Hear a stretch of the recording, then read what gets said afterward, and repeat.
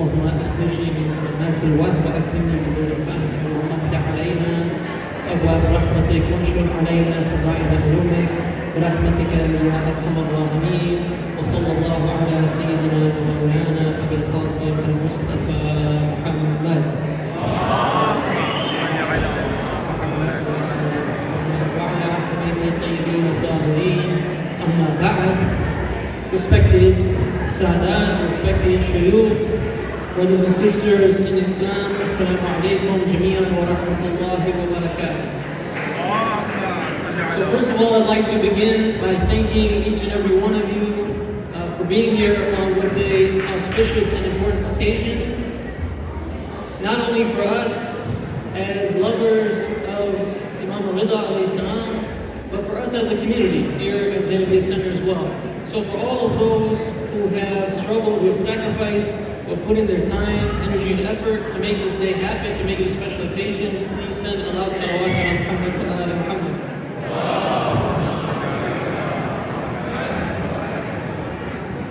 Allah subhanahu wa ta'ala says in chapter 65 of the Holy Quran, وَمَنْ يَتَّقِ اللَّهَ يَجْعَلْ لَهُ مَخْرَجًا وَيَرْزُقْهُ مِنْ حَيْثُ لَا يَحْتَسِبُ وَمَنْ يَتَوَكَّلْ عَلَى اللَّهِ فَهُوَ حَسْبُهُ إِنَّ اللَّهَ بَالِغُ أَمْرِهِ. And this last part is where I want to start. That surely Allah accomplishes His purpose. This is the lesson. If you're not going to be able to listen or hear me, or you're going to zone out, if you're going to take away one thing from the next 15 minutes, 20 minutes, it's this. إِنَّ اللَّهَ بَالِغُ أَمْرِهِ. Allah subhanahu wa ta'ala accomplishes His purpose. And we can see this in the life of Imam Reza alayhi salam. Right from the start, Imam Reza alayhi salam, his birth. Imam Sadiq, according to some narrations, our sixth Imam, he said that the alim, or the knowledgeable scholar of Ali Muhammad is going to come. He told his son, Imam Kazim alayhi salam. And he said, I'm not going to get to see him, I wish I was. And according to some narrations, just a month before Imam Ali Al Reza was born, Imam Sadiq passed away. It depends on the narrations that you ascribe to. But how did this birth happen? How did Allah subhanahu wa ta'ala make sure that his amr, that what he wanted was going to come about, his purpose was going to be accomplished? It was by way of a captive. They say that Imam Kazim alayhi salam goes to free a captive. And he sees that there's 9 captives there, 9 people that were going to be sent into slavery. And he says, there's one missing. And they say, what are you talking about? They said, there's somebody else that's not here that's missing. And out they bring the 10th, right? Who we later know as Tahira, right? Tuktam, as some may call her. And this was the mother of Imam Reza. So his purpose, and what was his purpose here? The birth of Imam Reza. How does it get accomplished? By way of a sick captive, a sick slave. By way of that, the purpose is accomplished. And when you look at Imam Reza alayhi salam's life, the entire life, the lesson that we can take away is that this verse of Allah subhanahu wa ta'ala in action. That إِنَّ اللَّهَ بَالِغُ أَمْرِهِ. That Allah subhanahu wa ta'ala is going to accomplish His purpose. Whether you like it or not, whether I like it or not, whether the enemies of Islam like it or not, He's going to accomplish His purpose. Look at Imam Reza's life. What was the purpose that we're going to go at and look at today that was accomplished by way of his life? What did Allah subhanahu wa ta'ala use? How did He use Imam Reza alayhi salam to accomplish the purpose? How did He use him as a wasila? Use in a positive way? Or use him as an intermediary? We see that it was for the purpose of spreading pure tawheed, pure monotheism to the masses. We see the pure tawheed that comes with the maktab of Ahl Bayt, that comes with the pure Islam. We see that this was able to reach the masses by way of Imam Reza alayhi salam. Whereas before, alhamdulillah, we had it in Medina, alhamdulillah, we had it in other pockets amongst the Muslim world, but by way of Imam Reza alayhi salam, this concept of monotheism, as taught by the Ahl Bayt, as taught by the Holy Prophet, as taught by the Holy Quran, this was able to reach the masses. And how did it happen? It happened by, we have to look at the rest of the verse. مَن يَتَّقِ اللَّهِ, the one who has taqwa. وَمَنْ يَتَوَكَّلْ عَلَى اللَّهِ, the one who has tawakkul. And these two keys that Imam Rida alayhi salam embodied allowed him, enabled him to become an intermediary, a wasila that Allah subhanahu wa ta'ala then uses to fulfill his purpose. Having taqwa and then relying on Allah subhanahu wa ta'ala and having tawakkul. Send me a salawat ala Muhammad wa ala Muhammad. And then you say, okay, well, we know that. We know that Allah subhanahu wa ta'ala used Imam Rida and that Imam Rida alayhi salam had this important role and this important purpose. But now let's look a little bit more carefully because there's a lesson in it for us. What exactly and how exactly did Imam Rida alayhi salam spread that message of pure tawheed? Was it simply by coming up here and giving speeches? Or was it by something else, something more? And we see that it was by bringing alive the sunnah and the path and the ways of the Holy Prophet ﷺ. Many of the forgotten sunnah we see were brought alive by Imam Rida. Simple things of how you treat one another, right? Showing respect to one another. For example, they say that when Imam Rida alayhi salam was speaking to people, right, he never used foul language. He never interrupted someone when they were speaking, or constantly interrupted people when they were speaking. Okay? We see that when he sat, he always sat without spreading his feet towards the opposite side. He never rested his back when someone else was sitting and their back was not rested. He always sat with those who others wouldn't sit with, right? Whether they considered them servants or slaves or workers, whatever it was, he would always sit with them, he would invite them. When it came to his meals, how is he eating? They say that every time a plate was brought before him, a table spread was brought before Imam Rida alayhi salam, what would he do? He would ask for a separate bowl. He would take the bowl and he would find the best food on the tablecloth and he would place it in the bowl. And he would set it aside for the poor and the needy. And he would recite these verses of Surah Balad, chapter 90 of the Holy Quran, what will make you know what the difficult day is, what the difficult path is. And then it goes on to talk about feeding the needy and helping the orphan. Meaning that he would always put others before himself. This is the generosity of Imam Rida alayhi salam. The worship of Imam Rida alayhi salam. He brought back that sunnah back into the hearts of the people. They say that there was a guard who was tasked with taking Imam Rida alayhi salam on this long trip to Mamun. And when they asked him, how did you find Imam Rida when he got there? He said, I've never seen anybody like it. They said, why? They said, his sujood. They said, his dhikr. They say, the hours he would spend in salah. This was Imam Rida alayhi salam. And one other area that he brought back and he introduced and reintroduced was his karamat. Right? Were those supernatural things that people who have this taqwa and who are endowed and given those gifts that they're gifted with that sometimes they're not able to fully appreciate.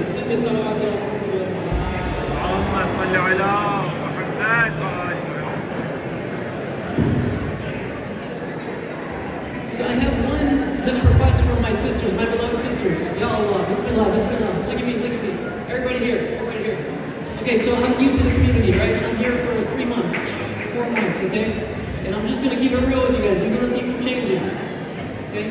So I'm waiting for all the sisters to stop. Waiting for all the sisters to stop. I love you guys. Right, there's gonna be some changes. Look at me, look at me, look at me, look at me. We're not gonna keep going like this. We're gonna wait. Right? Tonight is a night of love. It's a night of respect. It's a night of respect for our Imam Rida alayhi salam. And I don't mind if I'm being disrespected, but it bothers me if my teacher for the last 35 years, Syed is going to come up here, and it's going to be the same situation. So inshallah, with the salawat, only from the ladies, ala Muhammad wa ala Muhammad. And what our teachers teach us is that when someone else is disrespected, they're actually first disrespecting themselves, right? They were here to remember Imam Rida alayhi salam. Inshallah, we have a lot of time to socialize and eat, right? But just for a few minutes, inshallah, let's take away a message that we can share with our children, that we can share with our neighbors, inshallah. Send me a salawat ala Muhammad wa ala Muhammad. And I'm still up here for 10 minutes. Don't think I'm not going to stop again. I will stop again.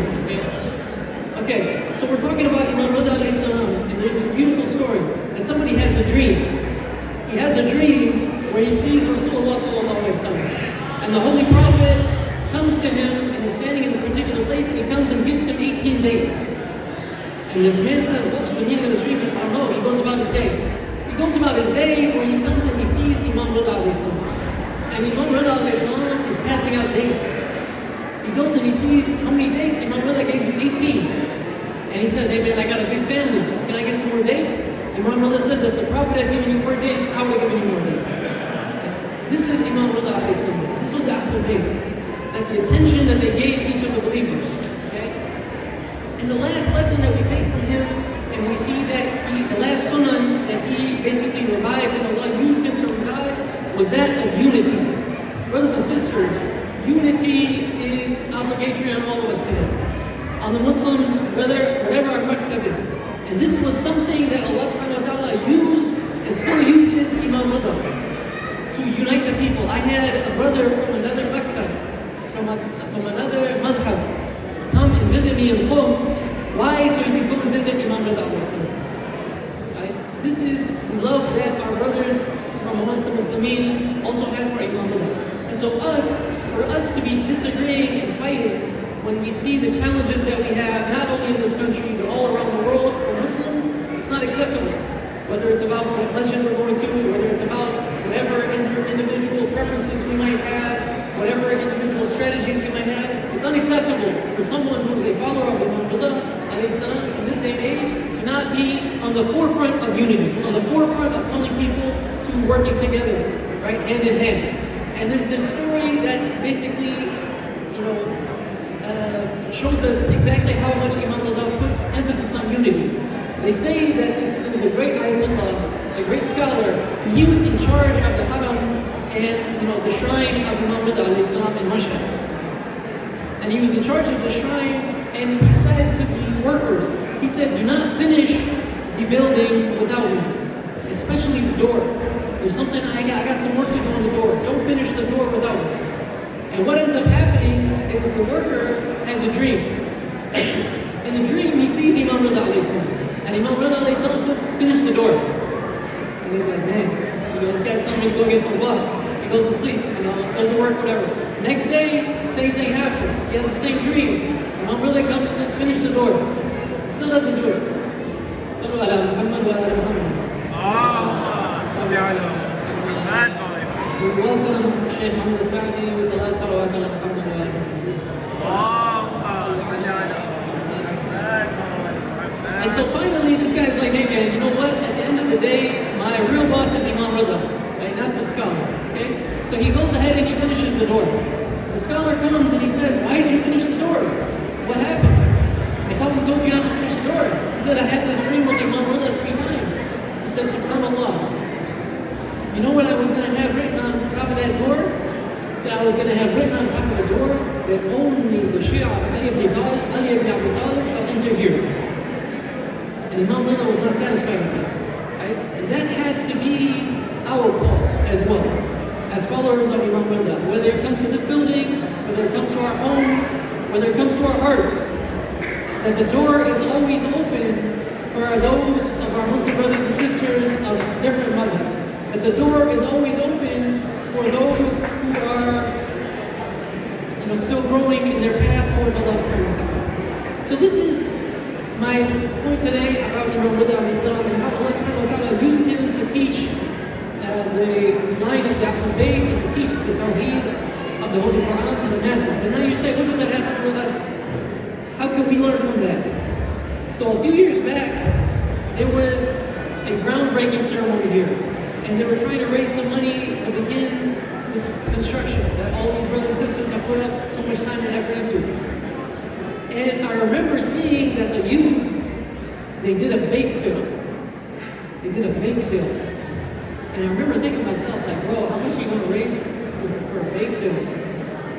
For the sake of a building like this? But you see, that was a wrong thought. Alhamdulillah. I was able to correct myself. Because that is not the way that Allah subhanahu wa ta'ala does hisab. Allah subhanahu wa ta'ala accepts from the muttaqin. It doesn't matter about how much or how little. It matters about the niyyah and the intention that's coming with it. Okay? And so because of this community and all those of you who are here having what this verse talked about, the taqwa and the tawakkul, we see that this building was able to become fruitful. But now, brothers and sisters, buildings don't build communities. Communities build buildings. And so this building being here does not mean that our community now is going to just automatically take a step forward. This is a tool that we have to use for us to take a step forward. Okay? And it begins with us having that respect for one another. It begins with us having that love for one another. It begins with us having that love for those who are beyond this world, who are dying to be in here. They don't even know it, but they're dying to be in here. They need to be in here, meaning that they need to be hearing the words of Imam Ali Al Reza, the Imam who said that allow people to hear our words and they will love us. And so, what is our call? Right? We see that the last generation has done their job. We recited the Fatiha for Hassan Rizvi uncle. Okay? And so I want to also say, there were so many people, whether it was Hadi Mirza, whether it was Taqi uncle, whether it was, Ghulam Hassanain, okay? All these people, my brother Abbas Karmani, all these brothers and sisters who we love, who we wish to be here, and they are here. They're getting the reward. They laid this foundation. Dr. Jafri, my uncle, day and night, sweat, blood, and tears. Right? They have done their job. Now the question is, what about us? What about you? I'm not even saying us, I'm old now. What about you, the next generation? What are you going to do to take this message forward? What is our responsibility? And brothers and sisters, our responsibility and our purpose that we can fulfill is the same purpose and responsibility that Allah subhanahu wa ta'ala used Imam Rida to fulfill, which was to get the pure message of Tawheed out to the masses. This is our calling. It starts here, yes. I went to University of Texas. At University of Texas, they used to say, what starts here changes the world. And that's what we're saying in this hall. We're saying what starts here changes the world. Meaning we're going to start here, alhamdulillah. We got to build. Right from tomorrow morning, we have Fajr prayer for the brothers. Okay? But when we start here, it's going to change the world. We're not going to confine ourselves here. And this is the responsibility of the next generation. We're standing on the shoulders of giants. Let's say Sardaj, what Hassan Uncle, what Zafri Chacha has accomplished in establishing this community, right? Is nothing short of a miracle. It's nothing to establish a community on the Ahlul Bayt, to have one leadership for 35 years, 40 years. In this day and age, this is nothing short of a miracle. This shows that we have the barakah of Allah subhanahu wa ta'ala. But now we got to take it a step forward. How are we going to take it a step forward? The same way that we've been going forward, right? With the taqwa, with the tawakkul, just like this verse tells us. Now, what kind of things can we look for? What kind of things can we be excited about?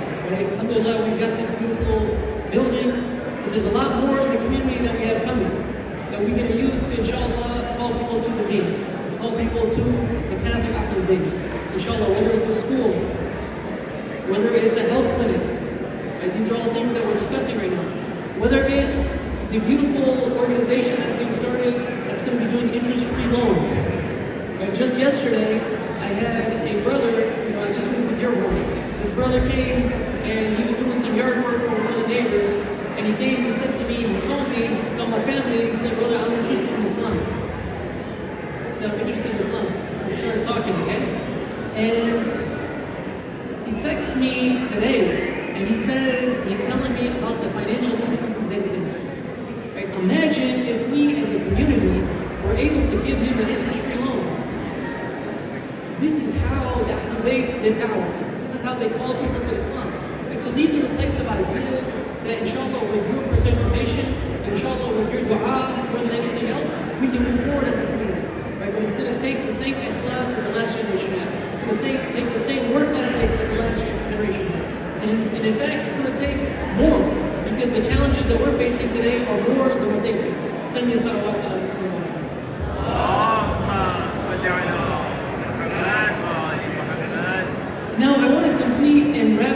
today, but I have to talk about the elephant in the room. Okay, and it's not going to be about people talking while we're talking.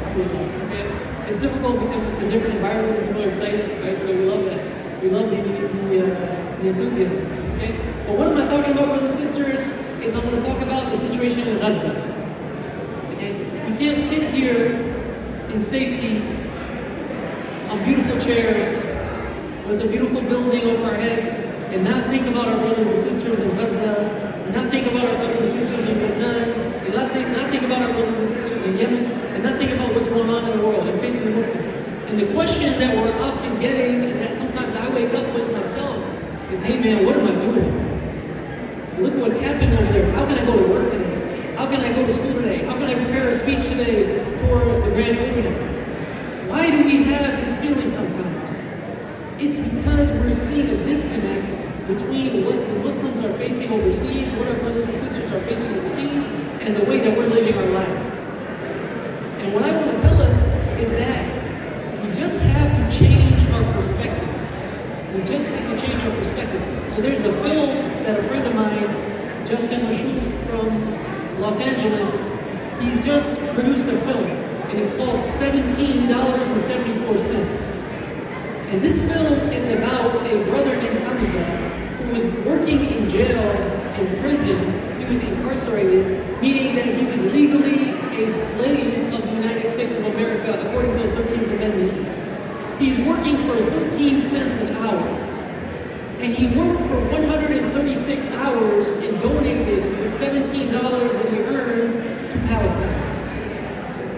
And they made a film about it. My friend made a film about it. Okay? And what is the story, what is the purpose behind the film? It's to show the connection between the oppression that Hamza faced in prison in America and the oppression of people in Gaza today. Because if we understand that our oppression in the situation, for example, of oppressed people in America, whether it's physical oppression, economic oppression, ideological oppression, if we understand that that is connected to the oppression overseas, then we have a shared purpose. Because what we have to do is to solve our problems here, and we can help to solve their problems there as well, inshallah. So when we are putting on, inshallah, a health clinic, or when we are, inshallah, building a school, or we are just remembering Imam Ali Al Reza, don't think that this is somehow detached from what the rest of the Muslims are doing in the rest of the world, or facing in the rest of the world. In fact, it's quite the opposite. It's exactly attached to it. Because we are trying to build towards a final solution by the coming of Imam Mahdi, Ajmallahu Ta'ala Faraj al-Shari. Samiya salawat So I'm at 23 minutes, I got a minute and a half left. Okay? So I'm going to leave you with this story. Sometimes our youth, they ask us, they say, what is the benefit of us always coming every year, always coming and remembering Imam Ali Al Reza, remembering Imam Sadiq alayhi salam, remembering Amir al-Mu'mineen alayhi salam? What's the benefit? And I'll tell you a brief story, a little bit of a personal story for me and my family, which is that my wife's grandfather is buried in the haram of Imam Ali. My wife's grandfather, her father's father, is buried in the basement of the haram of Imam Ali.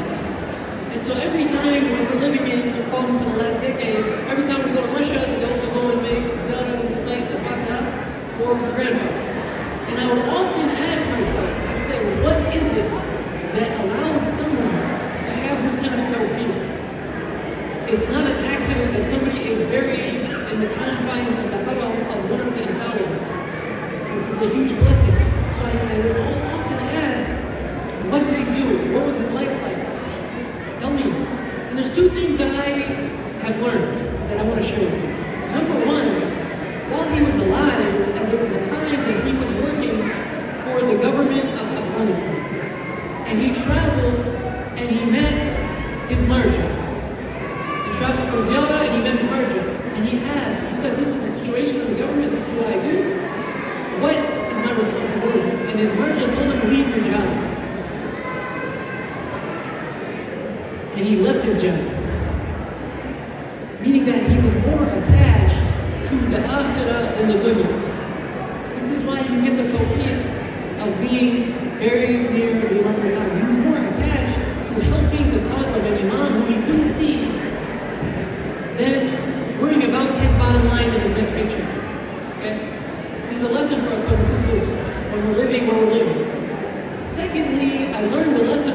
brother.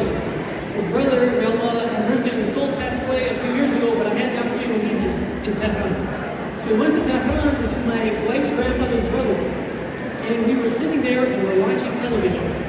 And there was a picture of the haram of Imam Ali Al Reza. And the salawat for Imam Ali was recited on TV. And this older man, he's coming from the same family. His brother is buried in the haram of Imam Ali Al Reza. He must have been 90 years old. And he stood up. Just seeing the picture of the haram of Imam Ali Al Reza. He stood up. There I knew the answer. Brothers and sisters, don't think that all this love and respect that alhamdulillah we show as a Zainabia community for the Ahlul Bayt is going to go without a response. You're seeing one of the responses right here, this kind of tawfiq. But the bigger